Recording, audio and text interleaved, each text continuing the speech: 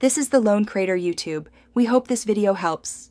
You start by inspecting the strap to find the real problem: frayed webbing, a broken adjuster, or a torn seam, because the fix depends on that. Once identified, gather a heavy needle, polyester thread, pliers, a lighter, and a small fabric patch so you can work efficiently.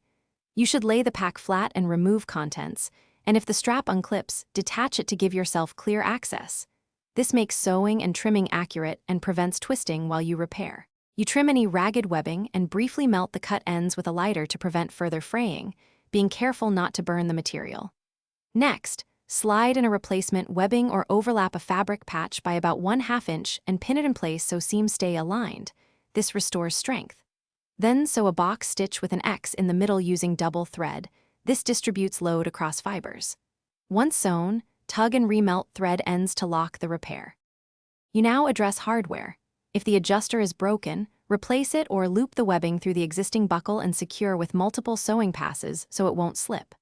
Once attached, put the backpack on and test with a moderate 30 to 60 pound load, adjusting tension and trimming excess webbing to avoid snagging.